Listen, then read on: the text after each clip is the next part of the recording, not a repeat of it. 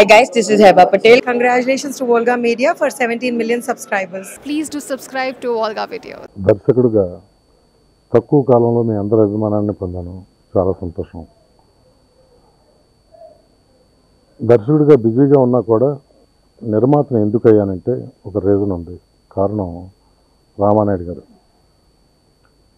నేను చెవులో పువ్వు తీస్తున్నప్పుడు దాదాపు 11 మంది నిర్మాతలు నాతో సినిమాలు తీయాలని అండర్ ప్రొడక్షన్లో అప్రోచ్ అయ్యారు. సినిమా ఫెయిల్యూర్ అయ్యేటప్పటికి 11 మంది నిర్మాతలు కూడా నాకు మళ్ళీ ఎవరు కనిపించలేదు. అందరూ తర్వాత చేద్దాం అని తప్పుకున్నారు. ఆ డిప్రెషన్లో ఉండగా రామానాయుడు గారు పిలిచి ధైర్యంగా, నీ టాలెంట్ నాకు తెలుసు, నీ మీద నమ్మకం నాకుంది, నువ్వు అధైర్యపడకు, ధైర్యంగా మళ్ళీ నువ్వు చెయ్యి, నీకు సినిమా ఇస్తానని చెప్పి ప్రేమఖైదీ సినిమా చేసి నన్ను దర్శకుడిగా నిలబెట్టారు. ఆ ఇన్స్పిరేషన్తో, అంటే ఫెయిల్యూర్స్ అప్పుడు నిజమైన నిర్మాతలు కావాలి. సక్సెస్ ఉన్నప్పుడు చాలామంది ఉంటారు, ఫెయిల్యూర్స్ అప్పుడు మాత్రం చాలా తక్కువ మంది ఉంటారు. ఆ తక్కువ మందిలో రామానాయుడు గారు ప్రథముడు. ఆ ఇన్స్పిరేషన్తో నాలాగా చిన్న వాళ్ళకి, కొత్త వాళ్ళకి ఎంకరేజ్ చేయాలి. రామానాయుడు గారు నన్ను నిలబెట్టినట్టుగా నేను కొంతమందిని, ఆయన అంతమందిని నేను నిలబెట్టలేకపోయినా కొంతమందినైనా నేను ఎంకరేజ్ చేయాలి, నా సంస్థలో పరిచయం చేయాలనే ఒక సంకల్పంతో నేను మొదటిసారిగా నిర్మాత అయ్యాను. నిర్మాత అయిన తర్వాత పెద్ద సినిమా తీయగలను, ఎవరినన్నా అడిగి డేట్లు అడిగి తీసుకుని చేయగలను. కానీ నాకు చిన్న సినిమాలు అంటే ఇష్టం. ఎందుకంటే నేను చిన్న సినిమాలతోటే ఇంత దర్శకుడిని అయ్యాను కాబట్టి ఆ చిన్న సినిమాలు అంటే నాకు ఎప్పుడూ ఇష్టం.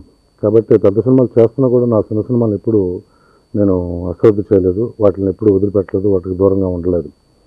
ఆ ఉద్దేశంతోనే ఇది చాలా బాగుంది సినిమాని మొదటిసారిగా నేను నిర్మాతగా తీయటం జరిగింది.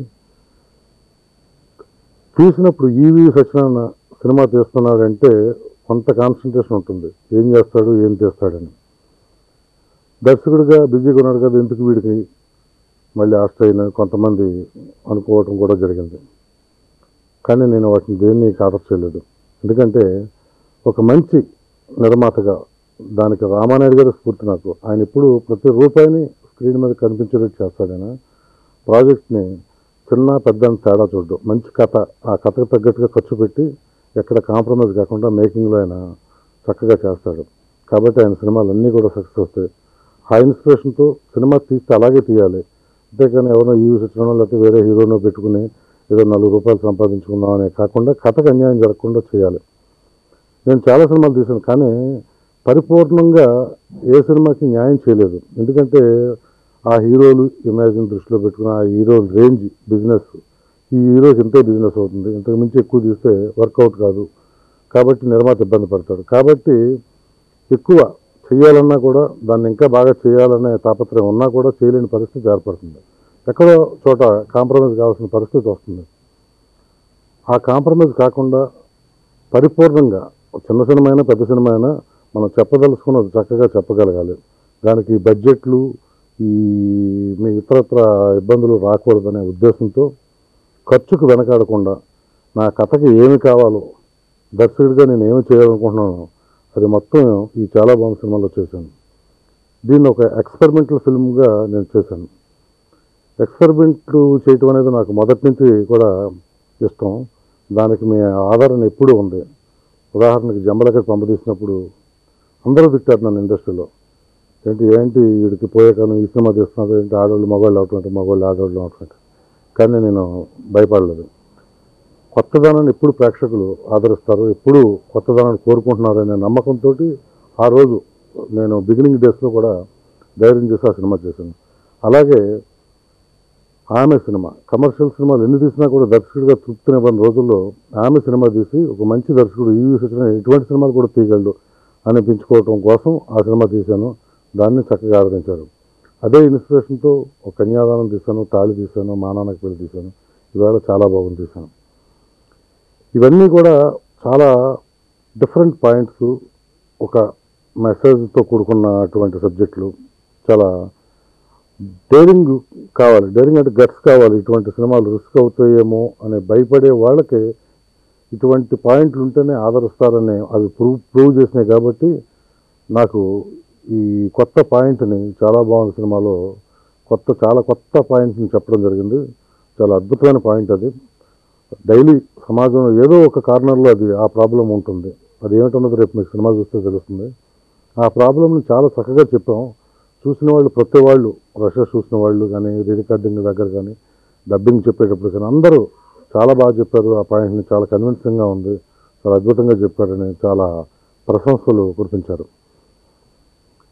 రేపు తప్పకుండా ఆ సినిమాని మీరు చూస్తే ఖచ్చితంగా ఈ పాయింట్ మీకు నచ్చుతుంది, చాలా బాగా చెప్పాడని మీరే అంటారు.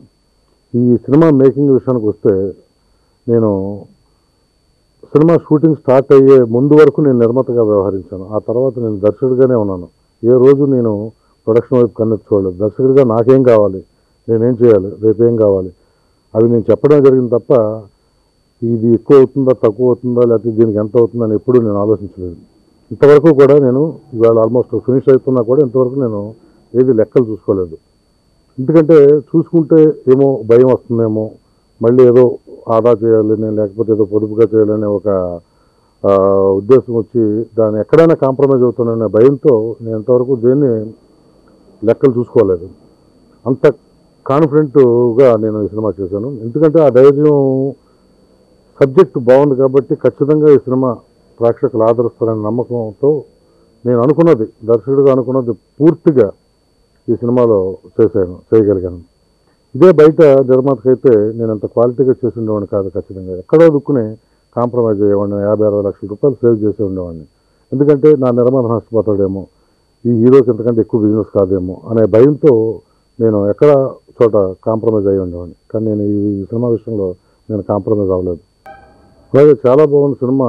స్టార్ట్ చేస్తున్నప్పుడు చాలామంది మిత్రులు బిజినెస్ జరిగే హీరోని పెట్టుకుని తీస్తే బెటర్ కదా, మొదటిసారి సినిమా తీస్తున్నావు కదా అన్నారు.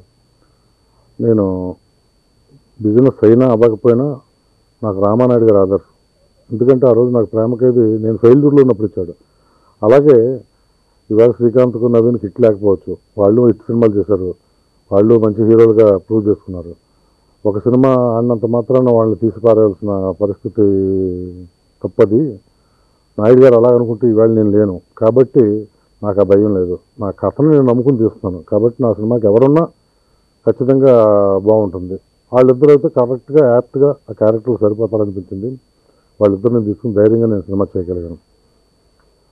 ఈ సినిమాలో వాళ్ళ క్యారెక్టర్లు చూస్తే చూసిన ప్రతి ప్రేక్షకులు కూడా ఖచ్చితంగా శ్రీకాంత్ చాలా బాగా చేశాడు, నవీన్ చాలా బాగా చేశాడు, వాళ్ళ కెరీర్లో చాలా మంచి క్యారెక్టర్లు చేశారు అనిపించుకుంటారు. ఇద్దరు కూడా బ్రహ్మాండంగా చేశారు. ఖచ్చితంగా నా అంచనా ప్రకారం ఇద్దరిలో ఒక్కరికి తప్పకుండా ఒక స్టేట్ అవార్డు వచ్చే రేంజ్లో వాళ్ళు పర్ఫార్మెన్స్ చేశారు. అలాగే హీరోయిన్ విషయానికి వస్తే దాదాపు 8 మంది అమ్మాయిలు నేను 10-15 రోజులు షూటింగ్ చేశాను. వాళ్ళని పెట్టి బాంబే వెళ్ళటం, అమ్మాయిలు చూడటం, తీసుకురావటం, 2 రోజులు షూటింగ్ చేయటం, బాగోలేదు అనుకుంటాం తీసేయటం. ఇలాగా అంటే అందంగా ఉన్నవాళ్ళు సరిగ్గా చేయలేకపోయారు, సరిగ్గా చేసేవాళ్ళు అందంగా లేకపోయారు. నాకు 2 కావాలి, అందం కావాలి, బాగా చేసేవాళ్ళు కావాలి.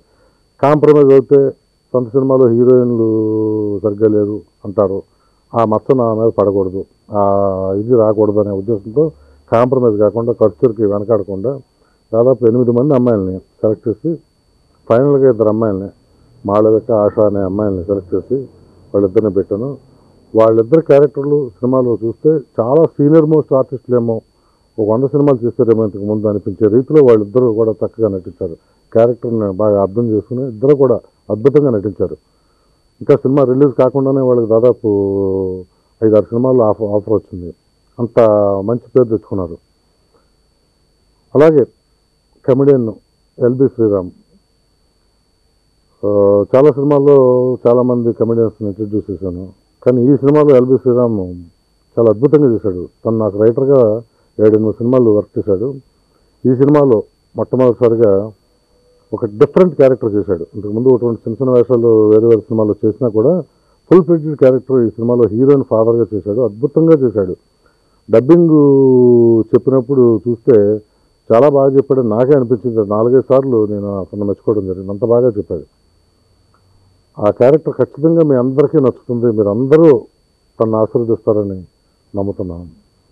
అలాగే తక్కువ క్యారెక్టర్లైన కోట శ్రీనివాసరావు, చంద్రమోహన్ గారు, ప్రభ, అందరూ సుధా, ఎవరికి వాళ్ళు చాలా అద్భుతంగా చేశారు. ఈ క్యారెక్టర్కి వీళ్ళే కరెక్ట్, ఇంకెవరున్నా కూడా బాగుండేది కాదు అని రేపు సినిమా చూసిన ప్రతి వాళ్ళు అనుకుంటారు. అంత యాప్ట్గా ఆ కథకు తగ్గట్టుగా నటీనటులు సెట్ అయ్యారు. అలాగే టెక్నీషియన్ విషయానికి వస్తే art director Ashok, camera Ramprasad, వీళ్ళందరూ కూడా ఇది ఈవీవీ సినిమా అనుకుని చేయలేదు. వాళ్ళు మా సినిమా మన సినిమా అనుకుని చేశారు. వాళ్ళు ప్రాణం పెట్టి చేశారు. డే అండ్ నైట్ కష్టపడ్డారు. అద్భుతంగా వాళ్ళు చేశారు. వాళ్ళ టాలెంట్ని అద్భుతంగా చూపించారు. అలాగే మ్యూజిక్ డైరెక్టర్ కోటి దాదాపు 22-23 సినిమాలు నాకు మ్యూజిక్ డైరెక్టర్గా చేశాడు ఇంతవరకు. తను చేసిన సినిమాలన్నింటిలోనూ మ్యూజికల్గా నాకు అన్నీ మంచి పేరు తెచ్చిపెట్టి అన్నీ మంచి మ్యూజిక్ ఇచ్చాడు. నాకు నా సినిమా అంటే ఒక ప్రత్యేకమైన అభిమానం, ఒక ప్రత్యేకమైన ఇంట్రెస్ట్ తీసుకుంటాడు. ఆ నమ్మకంతోనే నేను నా సొంత సినిమాకి కోటిని మ్యూజిక్ డైరెక్టర్గా తీసుకోవడం జరిగింది. ఈ సినిమా పాటలన్నీ కూడా అద్భుతంగా చేశాడు. రిలీజ్ కాకుండానే సినిమా ప్లాటినం డిస్క్ అందుకుంది పాటలకి. ఈ సినిమా రీ రికార్డింగ్కి నేను వీడియో క్యాసెట్ చేసి పంపిస్తే దాదాపు ఒక 1.5 hour నాకు మద్రాసు నుంచి ఫోన్ చేసి ఇప్పుడే సినిమా చూశానని దాదాపు 100 సార్లు హ్యాట్స్ ఆఫ్ అని చెప్పాడు. అంత అద్భుతమైన సినిమా, ఇంత మంచి సినిమాకి నన్ను మ్యూజిక్ డైరెక్టర్గా తీసుకున్నందుకు నిజంగా నీకు ఫస్ట్ టైం నేను ధన్యవాదాలు తెలియజేసుకున్నానంటూ అంత ఇన్స్పైర్ అయ్యాడు. ఆ ఇన్స్పిరేషన్ తోటి రీ రికార్డింగ్ చేశాడు. ఒక ఇంగ్లీష్ సినిమాకి ఎంత కష్టపడి రీ రికార్డింగ్ చేశాడు అంత కష్టపడి రీ రికార్డింగ్ చేశాడు. ప్రతి బిట్టుని డీటెయిల్గా చేశాడు. అలా ఎవరికి వాళ్ళు చాలా డెడికేటెడ్గా ఇది మన సినిమా అని చేశారు. చాలా బాగా వచ్చింది. ఇది ఒక అందరి సమిష్టి కృషితోటి చాలా మంచి సినిమా అవుతుంది. ఆ నమ్మకం నాకుంది. అలాగే మొట్టమొదటిసారిగా నేను సినిమా తీస్తున్నప్పుడు ఎక్కువ మంది ఫోకస్ నా మీద ఉంటుంది. రేపొద్దున ఏదైనా తప్పు చేస్తే ఇంకో ప్రొడ్యూసర్ నన్ను వేలెత్తి చూపిస్తాడనే భయంతో ప్రతి విషయాన్ని కూడా క్షుణ్ణంగా పరిశీలించి ఎక్కడా కూడా ఏమాత్రం కూడా లోటు లేకుండా ఈ సినిమాని పూర్తి చేయడం జరిగింది. నేను ఇంతవరకు దాదాపు 33 సినిమాలు తీస్తాను. 33 సినిమాల్లో దాదాపు 26-27 సినిమాలు చిన్న సినిమాలే. 45 రోజులు 50 రోజులు నేను సినిమా ఫినిష్ చేస్తాను. కానీ ఈ సినిమాకి నేను అలా ఫినిష్ చేయలేదు. 68 రోజులు ప్లస్ 38 రాత్రులు ఈ సినిమాకి కష్టపడి చేశాను. అంటే దాదాపు 106 రోజులు ఈ సినిమాకి చేశాను. అలాగే ఫిల్మ్ కూడా 60-65 రోజులు మించి ఏ సినిమాకి నేను వర్క్ చేయలేదు. ఏ సినిమాకి నేను అంత 65 రోజులు మించి షూట్ చేయలేదు. దీనికి దాదాపు 92 రోజులు పట్టింది. అంటే ఏమాత్రం వెనక ఆర్టిస్ట్ బ్యాక్గ్రౌండ్ ఆర్టిస్ట్ తప్పు చేసినా కూడా కట్ చెప్పి మళ్ళీ పర్ఫెక్షన్ కోసం మళ్ళీ చేసేవాడిని. అలా ప్రతి విషయాన్ని దృష్టిలో పెట్టుకుని ఎక్కడా కూడా లోపం లేకుండా పరిపూర్ణంగా ఇది ఒక మంచి పరిపూర్ణమైన సినిమాగా నేను దీన్ని రూపుదిద్దాం. చాలా అద్భుతంగా వచ్చింది. తప్పకుండా గతంలో నా జంబలకడి పంబ, ఆమె, కన్యాదానం, తాళి చిత్రాలను ఆదరించినట్టే మా నాన్నకి పెళ్ళిలాగా ఈ చిత్రాన్ని కూడా ఆదరిస్తారన్న నమ్మకం నాకు ఉంది. తప్పకుండా మంచి మంచి సినిమాలు ముందు వస్తాయి. ఎందుకంటే ఈ ఇన్స్పిరేషన్తో చిన్న సినిమా అయినా కూడా క్వాలిటీగా చేస్తే తప్పకుండా ఆదరిస్తారని ఇది ప్రూవ్ చేస్తే రేపు 10 మంది ప్రొడ్యూసర్లు ఇటువంటి సినిమాలు తీయడానికి ముందుకు వస్తారు. చిన్న సినిమాలు 10 సినిమాలు ఎప్పుడు ఉంటే ఇండస్ట్రీ బాగుంటుంది. 10,000 మంది బాగుపడతారు, 10,000 మంది బతుకుతారు. చిన్న సినిమాలు ఎప్పుడు బాగుండాలి. చిన్న సినిమాలు బాగుంటేనే ఇండస్ట్రీ బాగుంటుంది.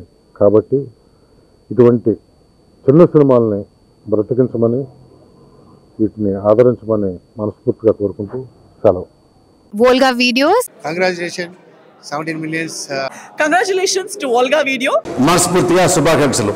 All the best Volga Videos. Congratulations. I'd like to congratulate Volga Videos. Please follow Volga Video. Many congratulations.